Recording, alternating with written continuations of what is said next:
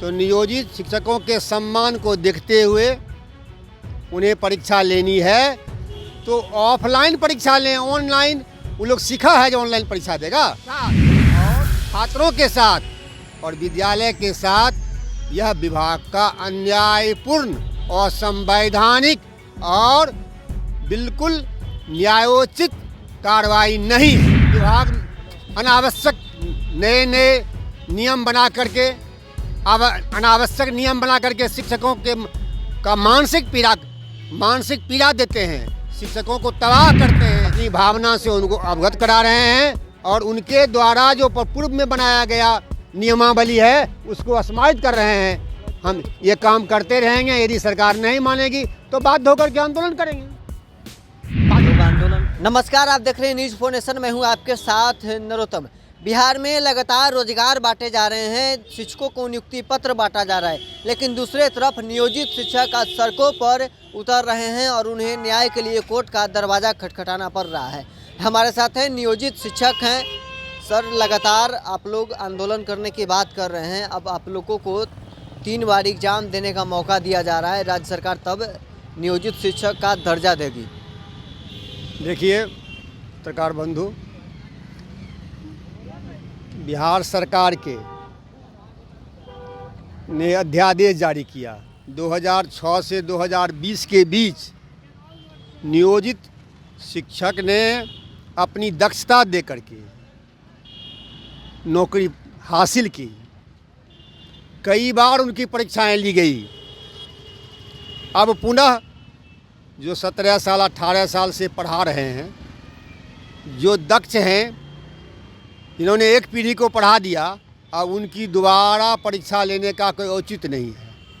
यदि सरकार को जिद ही है कि हम परीक्षा लें तो नियोजित शिक्षकों के सम्मान को देखते हुए उन्हें परीक्षा लेनी है तो ऑफलाइन परीक्षा लें। ऑनलाइन वो लोग सीखा है जो ऑनलाइन परीक्षा देगा। और 3 जिले का विकल्प है, ये घोर असंवैधानिक और अन्यायपूर्ण है। 2006 से 2020 तक जो उनका सेवा अधिनियम है उसमें वो 60 साल के लिए हैं, उनकी नौकरी 60 साल की है। और पत्र निकालती है विभाग कि अगर 3 परीक्षा में आप सफल होंगे तो आपको निकाल दिया जाएगा। यह गैर संवैधानिक है। और नियोजित शिक्षक परीक्षा से नहीं भाग रहे हैं, काफ़ी दक्ष हैं, परीक्षा तैयार हैं, लेकिन ऑफलाइन परीक्षा देंगे। और जो विकल्प का सवाल है वह उनके साथ गैर कानूनी है। उनके सेवा शर्त में या बिहार सरकार ने जो नियोजितों के लिए नियमावली निकाली है उसमें ऐच्छिक स्थानांतरण का प्रावधान है, जबरन स्थानांतरण का कोई प्रावधान नहीं है। ये सरकार का, विभाग का और सरकार का यह असंवैधानिक स्टेप है।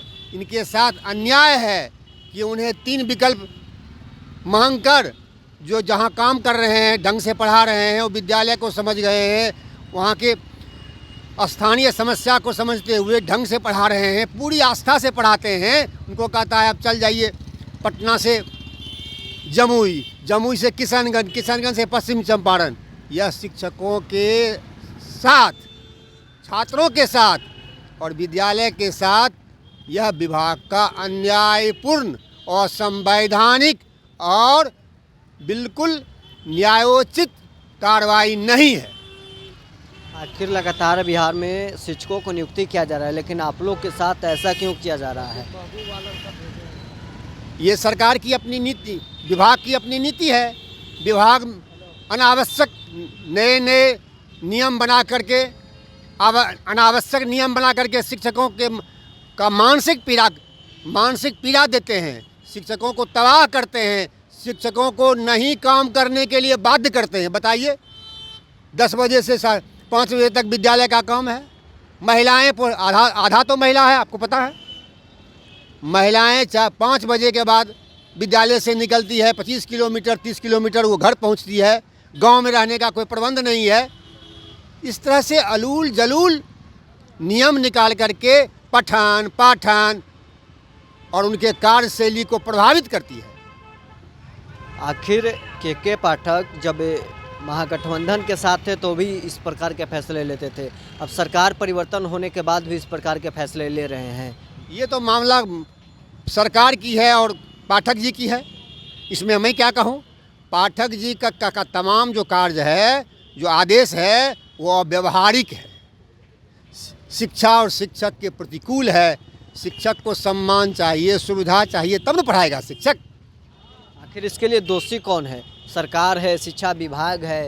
इसके लिए तो शिक्षा विभाग, सरकार, जिसको कहिए दोषी। हम शिक्षक की इस पर क्या प्रतिक्रिया दें, और हम शिक्षक इसमें कर भी क्या सकते हैं। ये तो शिक्षा विभाग का बिल्कुल अव्यवहारिक और कहिए जो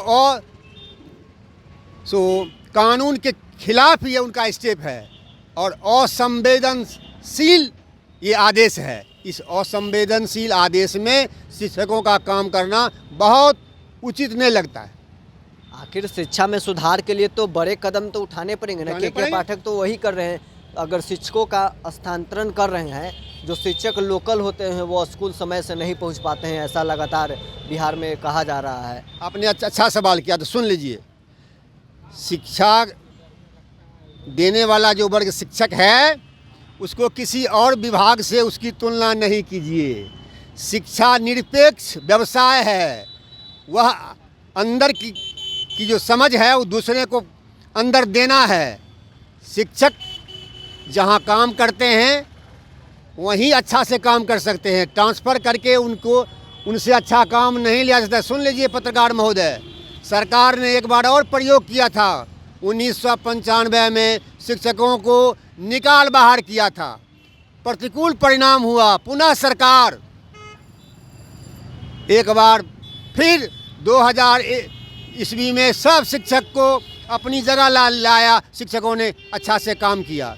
घर से बाहर जा शिक्षकों को भेजना सरकार का 1995 का जो कदम था वह सफल प्रयोग नहीं हुआ। दोबारा वह सफल प्रयोग करने का प्रयास किया जा रहा है। इसलिए शिक्षक जो जहाँ काम कर रहे हैं वहाँ उनकी परीक्षा सक्षमता ऑनलाइन ऑफलाइन ले उनका 3 शर्त हटा दे और उनको राजकर्मी का दर्जा दे। वो पूरे मनोयोग से काम अभी भी कर रहे हैं, आगे भी करेंगे। शिक्षा के क्षेत्र में स्थानांतरण का प्रयोग कभी सफल नहीं हुआ है। मैं उदाहरण दिया आपको, 95 का ट्रांसफ़र असफल हो गया। दोबारा असफल प्रयास किया जा रहा है। ट्रांसफ़र शिक्षा जगत में कभी सफल नहीं होता है। पदाधिकारी नहीं है शिक्षक। देखिए, शिक्षक पदाधिकारी नहीं है, शिक्षक ज्ञान बांटने वाला एक वर्ग है। शिक्षक तो मोमबत्ती की तरह जलता है और आसपास में रोशनी फैलाता है।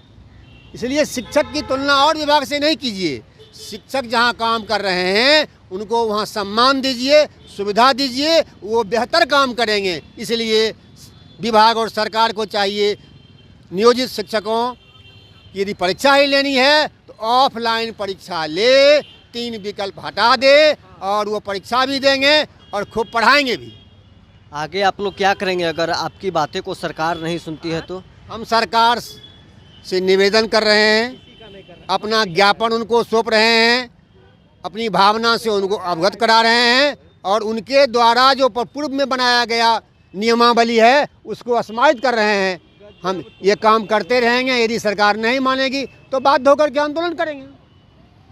लोग आंदोलन करने जा रहे हैं? जाएंगे। हमारा राज्य नेतृत्व जो निर्णय लेगा उसके मुताबिक हम लोग काम करेंगे। के पाठक तो ये भी लेटर निकालते हैं कि आप लोग आंदोलन करने जाइएगा तो आप लोग के ऊपर कार्रवाई किया जाएगा। 13 तारीख को सारे डीएम का आदेश दिया गया है कि आप लोग आंदोलन करने जाइएगा, उनको नौकरी से निकाला भी जाएगा। बहुत अच्छा सवाल आपने किया। के पाठक संविधान नहीं है। संविधान सरकार और विभाग से बड़ा होता है। देश चलता है संविधान से, देश किसी व्यक्ति से नहीं चलता है। पत्रकार महोदय, आपने अभी देखा होगा बबीता चौरसिया का न्याय निर्णय आपने देखा है? अगर नहीं देखा है तो देख लीजिए कि बबीता चौरसिया के साथ जो पाठक जी के पत्र के द्वारा वो प्रताड़ित हुई, न्यायालय ने बबीता चौरसिया के न्याय निर्णय में स्पष्ट कह दिया कि कोई व्यक्ति की स्वतंत्रता रोकी नहीं जा सकती है। वह अपनी बात कहीं बोल सकता है, कह सकता है, वह संघ बना सकता है, संगठन बना सकता है। हाँ, उसके संघ बनाने से, संगठन बनाने से, उसके अब व्यक्ति से कोई राष्ट्रीय भावना को आहत नहीं मिले, उसकी गतिविधि कोई राष्ट्र विरोधी नहीं हो। इसलिए आंदोलन करना, अपनी बात कहना, संघ बनाना, यह हमको संवैधानिक अधिकार है, यह हमारा मौलिक अधिकार है। इसको कोई नहीं छीन पाएंगे पत्रकार महोदय, ये हमारा संवैधानिक अधिकार है। मतलब आंदोलन करने के लिए आप लोग जाइएगा? बाध्य हो जाएंगे, बाध्य होंगे। सरकार हमारी बात नहीं मानेगी तो हमारा राजनीतिक जो फैसला करेगा हम लोग करेंगे। 13 तारीख तक अगर सरकार आपकी बात नहीं मानती है तो 13 तारीख को विधानमंडल को घेरने आप लोग जाइएगा? हम लोग हमारा संगठन का नेतृत्व जो फैसला करेगा उसके मुताबिक हम लोग काम करेंगे। हम लोग प्रतीक्षा कर रहे हैं, अपनी बात बिना आंदोलन किए हुए मनवा लें। हमको विद्यालय नहीं छोड़ना पड़े। हम चाहते हैं कि बच्चों को पढ़ावे, हम बच्चों की पढ़ाई बाधित नहीं हो, इसलिए हम अपनी बात सरकार से कह रहे हैं। सरकार नहीं मानेगी तो फिर हम निर्णय लेंगे। तो आपने सुना क्या कुछ कहना था नियोजित शिक्षकों का। अब देखने वाली बात होगी कि 13 तारीख को के पाठक का जो फरमान है कि अगर शिक्षक आंदोलन पर जाते हैं तो उन्हें कार्रवाई किया जाएगा। तो शिक्षक अब आंदोलन करने जाते हैं या अपने काम पर दोबारा वापस लौटेंगे? अभी तक के लिए बस इतना ही। आप बने रहे न्यूज़ 4 नेशन के साथ।